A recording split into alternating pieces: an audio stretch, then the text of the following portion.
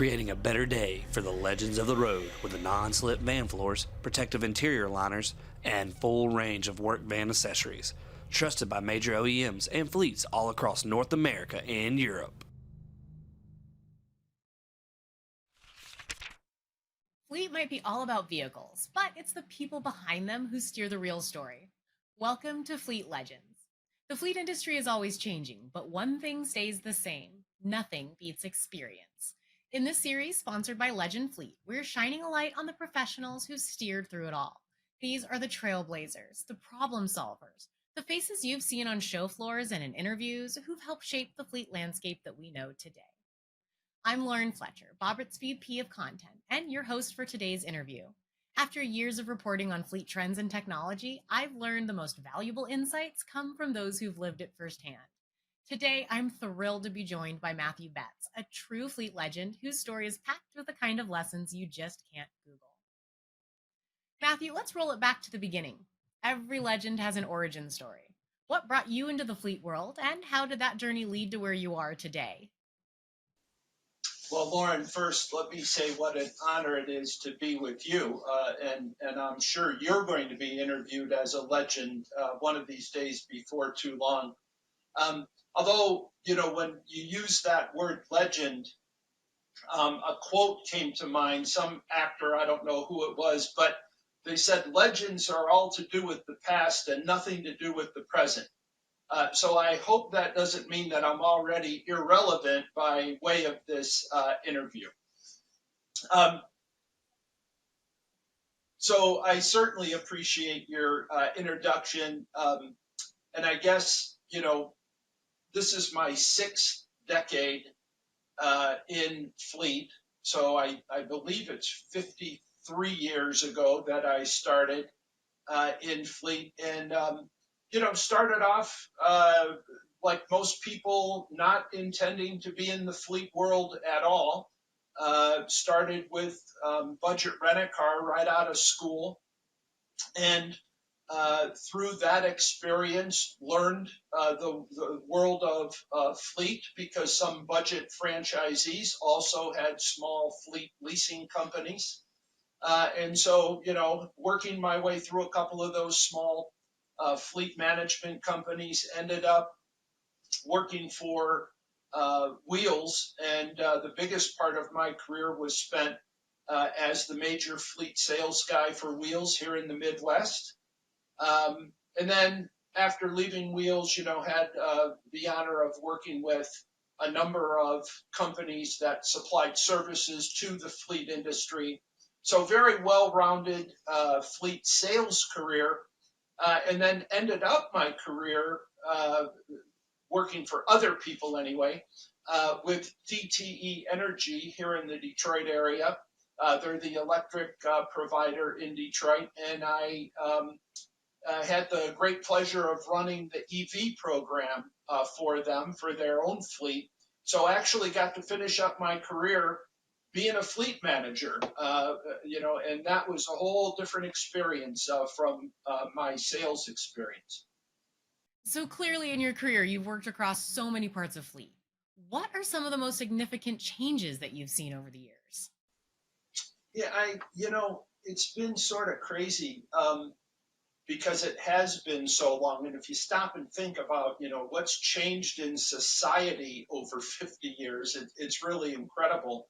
But one of the things that I thought was really interesting, just in terms of the career change, was, starting off not knowing what I wanted to do in my, very, very early 20s, working through an entire career, and then coming full circle and ending up working with my daughter, who is now my boss, and is the VP of Business Development for a company that is trying to bring behavior-based safety to fleet. And so I think that wraps up a couple of things, just all of the changes that you would expect have happened over 50 years in terms of technology and how it's applied to fleet and how it's applied to our jobs.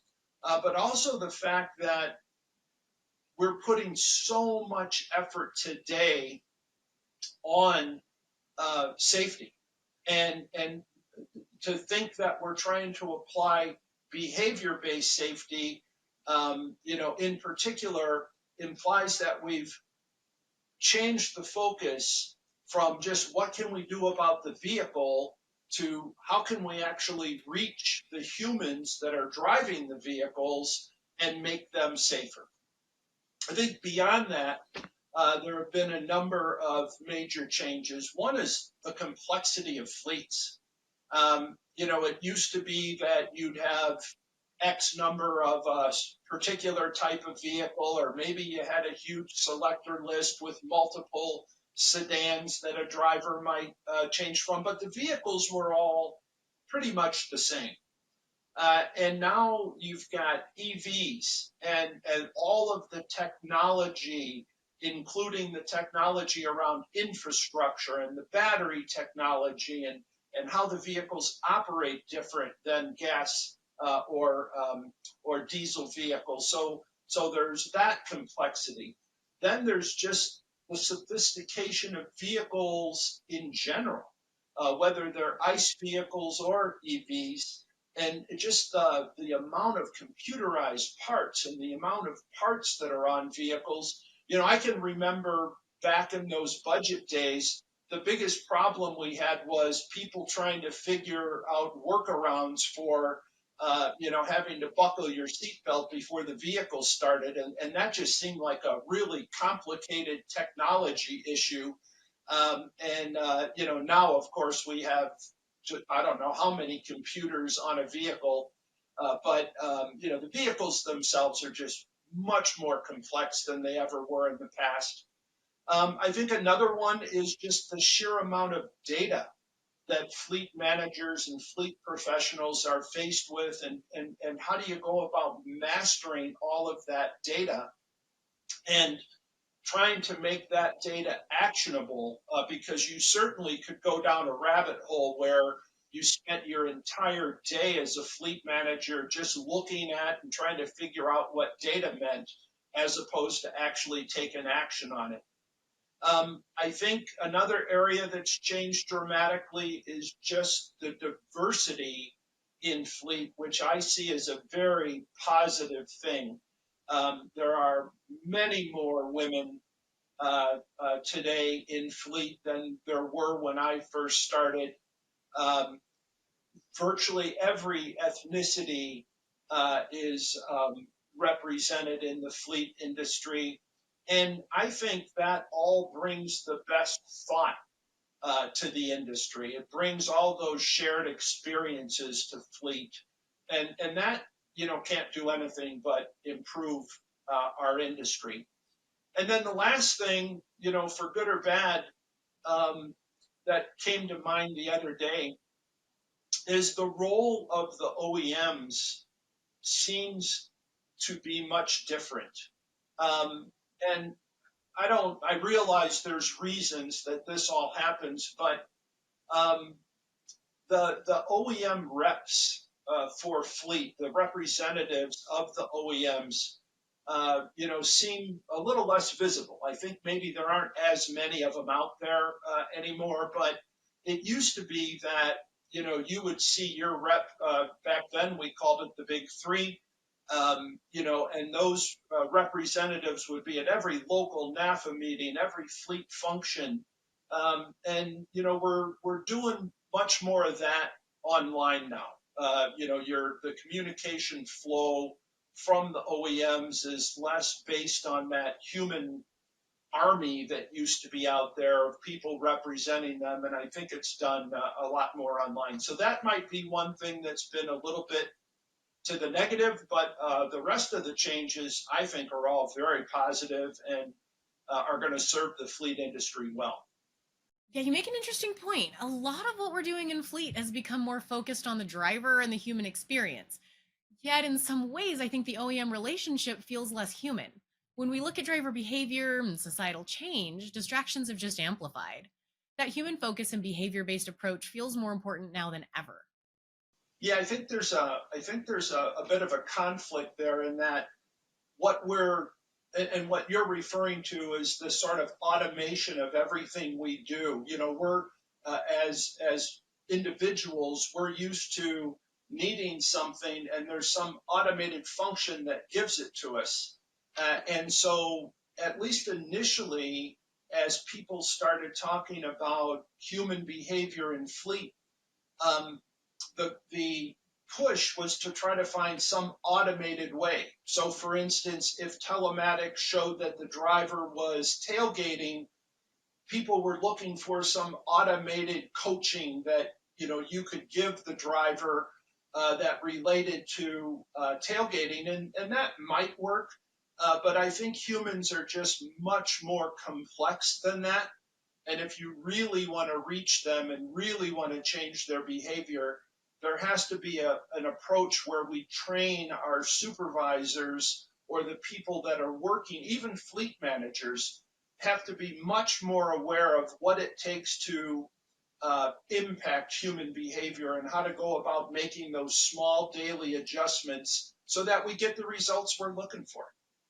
All right, so that leads into my next question. Challenges happen from every angle, especially for new fleet managers. Can you share a challenge that you faced and how you overcame it? Yeah, I think the biggest challenge, I sometimes refer to it as the biggest regret. I certainly think it was a mistake that I made in the past, and that was not getting a college degree. So I'm one of those 70s college dropouts. I was working at budget while I was in school. I was unsure of what I wanted to do in terms of a career, so I was having trouble finding a path through college that would get me a degree that would be helpful. Got frustrated, and as a result, because I was doing well at work, I just dropped out of school and decided to, you know, take a work approach as opposed to a scholastic approach. Um, I think I got lucky in that I believe I was probably, in the last generation where you could hope to do that and still have a degree of success. I will make an exception for that. Our good friends at the Hourglass Foundation, do give scholarships to people that are pursuing specifically and intentionally pursuing more of a blue collar kind of approach, mechanics, that type of thing. But I can tell you, I lost some opportunities in fleet by not having a college degree. A family friend was one of the OEM reps with Chrysler and offered to get me a job at Chrysler, which would have been a big step up from where I was at the time. But they absolutely had a policy where you had to have a college degree. And so I missed some opportunities, but I think I overcame them by using whatever talent that God gave me and just working harder than anybody else, or at least the people that I knew, or at least I intended to work harder than anybody else. And that's something I learned from my dad. So I hope everybody out there is still, learning from their parents about hard work and how to overcome obstacles. And if my story can help anybody along the way, I hope it does. But I think the real lesson is use the talents that you have, do the things that you're naturally good at, try to learn those things that you might be lacking or bolster areas where you might be lacking, and don't miss the opportunity as a parent to instill those good work ethics in your kids. I think you did that with your daughter. One lesson here might be that if you go to college one day, you might get to be your dad's boss. That's true. Yeah. I guess, there's maybe one or two other lessons learned. Um, and one of them comes from having been in sales all of my life. And I can't help but think back and think how some of the people that I tried to reach or tried to talk to might have missed opportunities to learn. So sales calls aren't just about selling.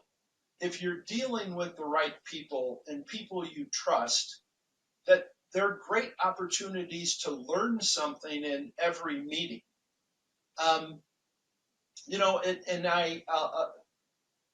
go back and tell a story that I've told often, but a lot of times you will hear fleet managers or people, in the fleet industry complain that maybe they don't get the same level of respect as some of their peers, other managers within their organizations might get.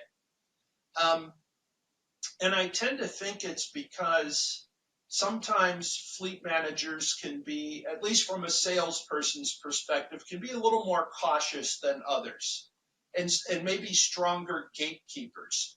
So the example I always give is I picture a tax manager in a company. And, somebody from one of the consulting companies brings them an idea that's going to save them a couple $1,000,000 a year. And that tax manager grabs that salesperson right then and says, let's go talk to the VP of sales. This is a great idea. We want to take advantage. And then when it works, that tax manager gets credit for bringing a great idea. And of course, they get the respect that goes along with that. And sometimes in fleet, our contacts don't always work that way. They want to hold their cards a little closer to the vest. And I think they might be missing opportunities to get exposure to the C-suite where they would be able then to gain that respect.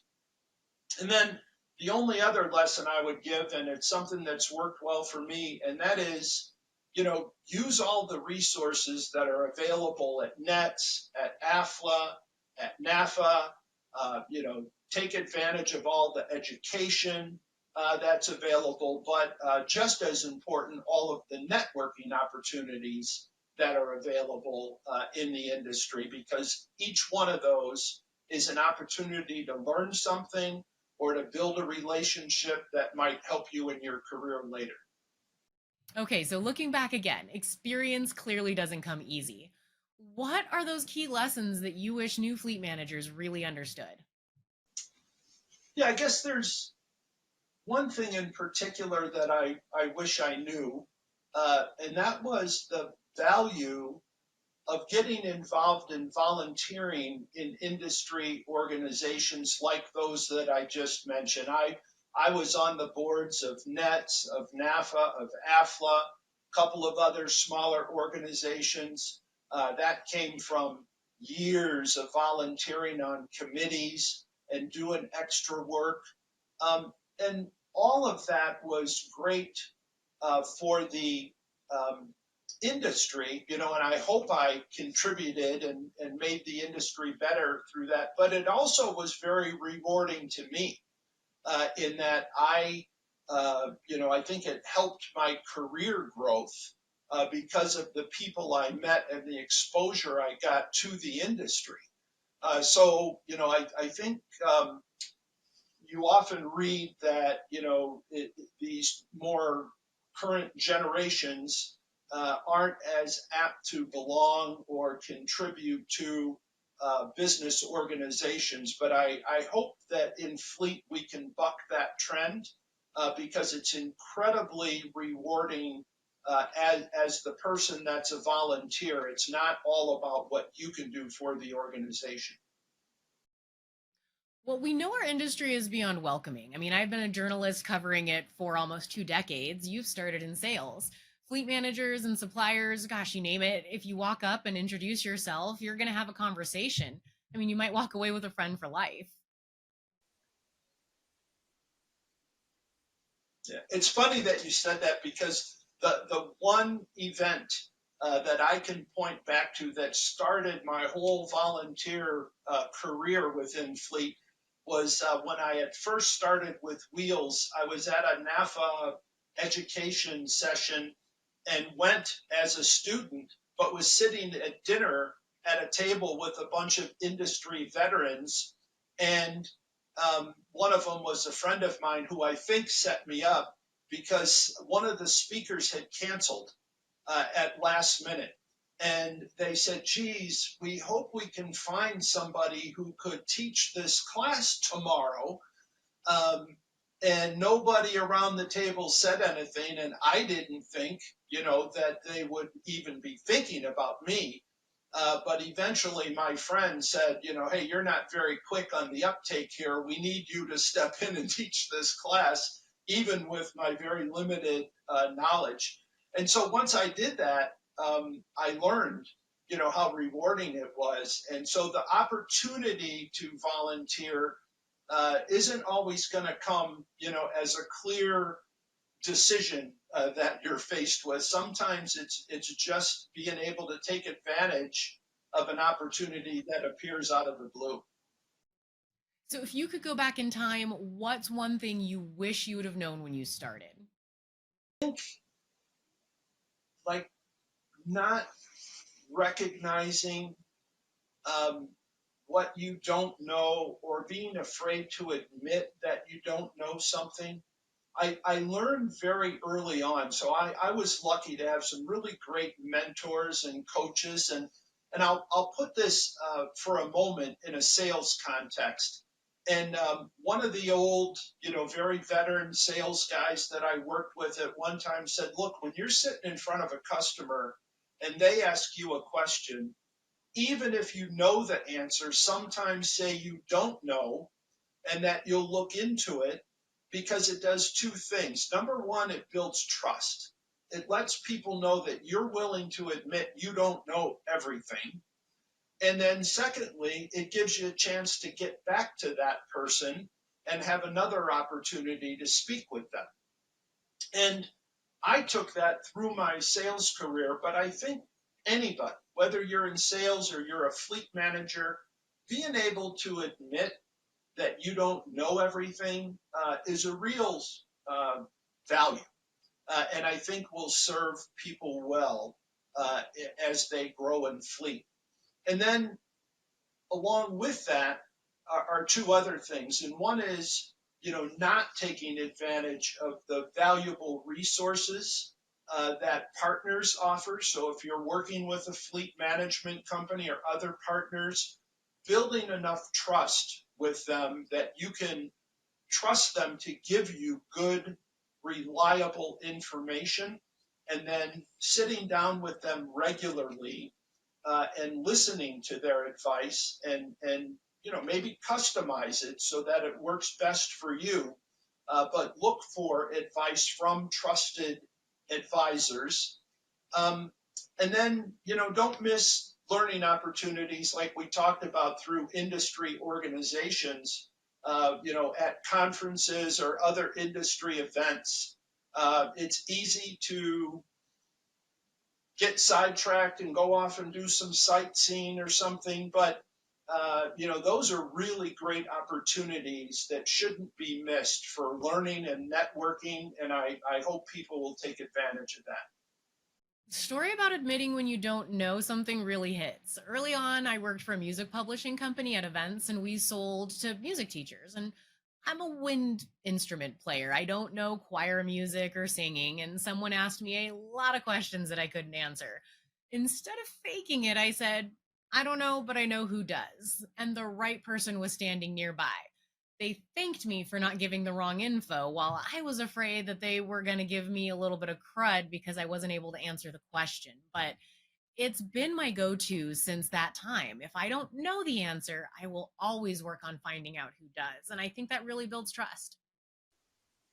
Yeah, it's just as helpful. It takes just a little bit longer to get them the answer they're looking for, but it's just as helpful to them. And you can be assured you're giving them just nothing but good, solid information when you take the extra time to go research it after admitting that you don't know everything, and nobody expects you to know everything to begin with. Okay, speaking of not knowing everything, most of us didn't grow up saying we wanted to be fleet managers or even involved in fleet. We've got a lot of rookies who haven't seen it firsthand, but mistakes get made. From your perspective, what rookie mistakes are you seeing and what should they steer clear of?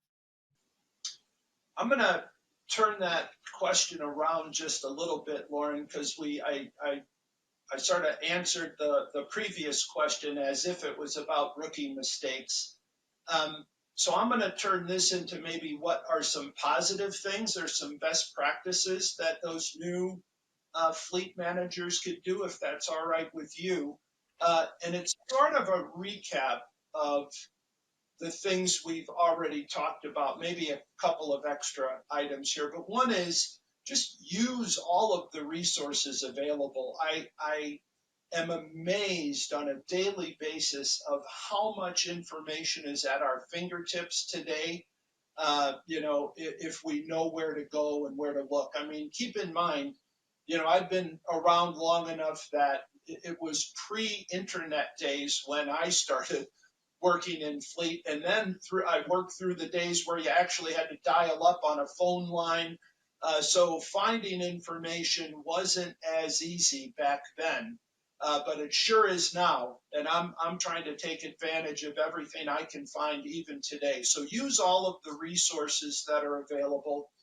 I don't want to, or I can't underscore enough the value that I think there is in really partnering with vendors that you trust. Take a little time to get to know the people that you're working with. If you can't build trust with a vendor that you have now, you need to switch vendors. So find vendors that you can trust and work with them and put some of the work on them. They're happy to do that research for you, or they may have access to information that you don't have. And then, as I mentioned, knowing where to go for the information, and not necessarily feeling like you have to have the answer. And probably the single greatest place for that is automotive fleet. I mean, you can go to the website and search virtually anything and get answers. And then I always felt that sharing the knowledge I did have was a great thing, because then people reciprocate. So, if somebody asked me a question and I did have an answer that I was confident in and I felt good about sharing it, I've always found that I could call them, the next time something was up, and they would feel free giving me good information as well. And then the last two things, and this goes back to the example I gave about the tax manager. Be the proud fleet expert in your company. Show your company who the expert is. Take credit for the great things that you're doing. Don't worry about, obviously you can take this to the absurd, but make sure that people know the good things that are going on in your fleet. And then instead of shying away from the C-suite, find ways to get in front of them to tell your story. If you're doing great things in fleet, get in front of the executives in your company and let them know how much money you're saving in fleet, or how many crashes you've avoided and what the ramifications of that are. Just make sure that you understand and have your facts straight, and that you understand how best to communicate with executives. They don't necessarily need to hear all the details, but give them a good, concise recap of all the good things you're doing, and get the credit, that you deserve for the good job you're doing in fleet. Okay, let's talk about building a successful team and operation then. Successful fleet can mean a lot of things, but what does it mean to you? Yeah, I think the immediate thing that comes to mind to me is building a successful team for fleet, because very few people have success within fleet individually. I think it's almost always a team effort. And the thing that comes to mind for that is the book Good to Great. And in the book Good to Great, the one thing I really remember from that book, and I quote all the time to people, is the idea that you find the right people and get the right people on the bus, then you get them in the right seats on the bus, and then you decide where you're going to go. And that's I think made an impression on me, because there is nothing more frustrating to me, and certainly in my career, than not being able to use the talents that I know that I have, or to leverage my strengths in a job. And when you don't let people do what they're good at because it's not maybe part of their job description, it hinders productivity. And you people lose interest in their job because you're not letting them do what they're good at. So I think as a team leader, it's important to be creative and flexible, get the most out of people, and then, like any other human interaction, show your appreciation. Let people know that you think they did a great job. One of the things that I've learned from my daughter Allison, who is a behavioral psychologist, is that positive reinforcement is 10 times more powerful than a negative action. And so just the simple, act of letting somebody know what a great job they did is going to do more for your team's success than almost anything else you can do. All right, well, technology has come a long way. How has it changed fleet management for you, and what advancements have really been the most game changing? Yeah, well, we've talked about this a little bit already, and the fact that I started, before email or the internet was even around, and then once email started, it would have been unimaginable to anybody back then to think that, on a regular basis, you might get hundreds of emails in a day. Just so the pace of life was so different. I heard, the head of one of the major fleet management companies one time talk about this. And, he was saying back in, pre-internet days, you might get a fax from somebody and you could read the fax and take a day or two to think about it.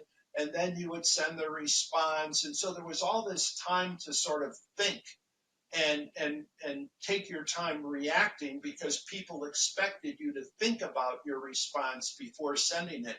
And then once email started, and people started getting used to that quicker interchange, all of that time to think sort of went away and was squashed down to just minutes instead of days. I can remember, and this is a little off topic, but being in sales and traveling, knowing what the greatest hotel was to go sit in the lobby of the hotel, because some of them had couches with credit card phones that you could use, or there'd be the phone banks at the airport where you knew you could get a credit card phone, as opposed to just picking up your cell phone. So from a communication standpoint, a lot has changed. I think the advent of fleet management systems and delivering actionable data has been a huge change, and is going to be even more important as we spoke earlier about all the data coming at us so fast. It used to be that you could get computer generated reports from your fleet management company. Then over the years, they designed systems that sort of had dashboards that were pre-configured to give you some of the data you needed without needing to run a report. Then that sort of grew to actionable data that you could sort of ask questions of the fleet management system and get what would, I guess, be considered a custom report. And now I'm working with a client that their system is pulling data from the OEMs direct from the vehicle, and then formatted in a way that sends alerts to the fleet manager on what they need to pay attention to that day. So the fleet manager doesn't even have to run reports anymore. They come in and log in, and they get an alert that says the tire pressure on the front left tire of vehicle number 1234 is low. Would you like to send an email to that driver? And all of that is done, in an automated fashion for them. So that to me is taking that overwhelming amount of data that you could be faced with and boiling it down to only the things that I need to be concerned with in the moment, and giving me a solution for what I should do with that data to run my fleet in the safest and least cost effective way. So I just think that technology, and that doesn't even get into the technology on the vehicles and some of the stuff that we talked about earlier, but just as it pertains to the job of being a fleet manager, the huge strides that we've made in technology, I think is really incredible. Well, yeah, AI I think can be more than plastic action figures of ourselves as fleet heroes. I think there's some real value if we bring some fun, edge, and humanity into how we use it, though. When I started thinking about this a while ago for a project that I was working on, it almost made me happy that I'm getting very, very close to retirement. I certainly will miss fleet, but I will not miss some of the challenges that I think fleets are going to be faced with in the coming years. Um, One of them is that the amount of data is only going to increase. If we think it's overwhelming today, it's going to be even more overwhelming in the future, and we're going to have to find some ways to tame it. So systems like the ones that I talked about a little bit earlier, where they can take the data, they can use AI to sift through all of the data points and find the couple of things that have to be addressed today, I think are going to be really important. Drivers are going to continue to behave poorly. It's just in human nature. You can't train it out of them. If a driver is speeding, it doesn't do any good to have them take the speeding driver training course over and over and over again. You've already given it to them. They've already shown you that they're not going to stop speeding. You have to meet them where they are, and you have to learn how to change their behavior. I think vehicle technology is going to get increasingly more complex. We're long past the term. I don't know if people today will even recognize the term shade tree mechanics, but that's a term that used to be applied to people that could work on their own vehicles in the backyard. And now the vehicles are just so complex, and you have to have such specialized machinery that you can't do that anymore. So we're going to have to be the experts within our own companies on everything to do with vehicles and fleet, so that when somebody from the C-suite calls with a question, we're the ones that they know will give us the answer. So finding increasingly quicker, better sources of data to get answers for the C-suite, I think is going to be a challenge. I think budgets will never not be an issue. So proactively looking for ways to increase the level of service to the drivers and to your business units that might be considered your customers while reducing cost is always going to be a challenge. Um, and then I guess the last thing is just, to some of the points I've already mentioned, is just, learning to leverage technology like Chat GPT or other AI sources. I'm not great at this, but I was just doing a personal project where I was creating a birthday gift for somebody and just had the most fun ever putting prompts into Chat GPT for it to create this for me and then create the next step. As I was doing that, I couldn't help but think, like, how powerful is that going to be? If people can master technology like AI and apply it to their fleet on a daily basis, how much more productive are they going to be, and what great results are they going to come up with? I'm just very excited. It's a challenge, but I think it's going to be a lot of fun to face that one. Okay, looking further down the road, what trends or challenges do you see for the future of fleet and how should fleet managers prepare? Yeah, I think it's the same advice that I would give anybody that was trying to do anything new, and that is learn whatever you can possibly learn in any way that you can learn it. So, take the time to read Automotive Fleet, Work Truck, and other publications. Sign up for the subscription so you make sure you're not losing any opportunities or missing any opportunities. Attend every industry conference that you can possibly get approval to attend and use them as opportunities for learning. Go into a conference with a strategy and a plan for the things that are most pressing for you, and what you're going to attend or what you're going to do while you're at the conference, which vendors are you going to meet with to try to address those pressing issues. Um, Build networks that you can depend on. We talked about how important it is to exchange information with your peers. And you do that by building good, strong, dependable networks of people that you know you can trust and that can count on you to do your part as well. Um, I think one highly overlooked thing for especially somebody that's on the fleet manager side and not on the sales side is develop your presentation skills. There are going to be times when you're going to be in front of the C suite or in front of other executives, and you want to make sure that you're not detracting from your message by not having at least good, solid presentation skills. So most people don't see that as part of being a fleet manager or part of the job description, but it certainly is. And it's absolutely part of your career development. So if you're not comfortable in front of a group, even a small group, like in a conference room full of executives, do whatever you have to do, take whatever class you have to take to make yourself a skilled presenter.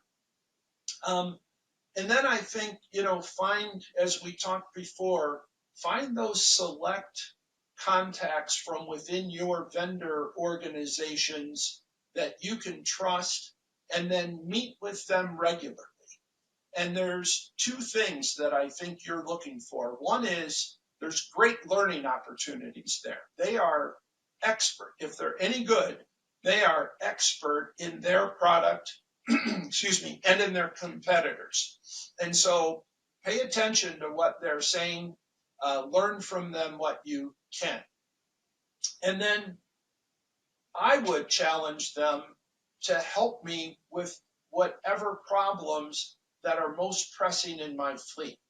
So for a big fleet to not have quarterly meetings with their biggest vendors, I think is a huge mistake. And those meetings shouldn't just be come on by and let's go out to lunch. They should be working meetings where you've decided on the issues that you're going to take on for the next, 6 months to a year to 18 months, and then have regular meetings where everybody's held accountable for progress and for coming to some solution to those problems that you're facing in your fleet, or for the positive goals that you want to set for your fleet, so that you can go back to management and show them how successful you've been. Matthew, thank you for sharing your journey and the insights you've gained along the way. Fleet isn't just about vehicles and tech, it's about the people driving the change. Before I wrap, though, I'd love to give you the last word. Is there anything else you want to say to the folks watching or your fellow fleet pros? Well, first, I just hope it's been helpful. I hope that somebody can take just one or two things from this conversation and apply it, and that it'll have some impact on their career, especially young people. I love mentoring and working with young people that have entered the fleet world. Um, I'm grateful for having had this experience that you presented. I'm not sure I would consider myself a legend. I understand it's a play on your sponsor's name, but I'm honored to be part of the group that you're interviewing. I have watched the past interviews and was just blown away by the expertise that some of my fellow fleet professionals have, and just it's an honor to be included with that group. Um, and just, I want to thank. This is a great opportunity for me as I wrap up my career to thank those people that have helped me in my career in the past. There's way too many people to name individually, but to any of those people that I've worked with, worked for, had a mentor or mentee relationship with, I truly appreciate everything that was shared with me. And I hope that these few comments today are taken in the same way that I gave them, which is out of gratitude and out of respect for the people that shared with me. We didn't have great platforms like this 50 years ago. So it was all sort of one-on-one conversations. I tried to take advantage of all of those, and I hope people can pull a couple of nuggets out of this today and use it to make their careers better. All right. Well, if you only took a couple of nuggets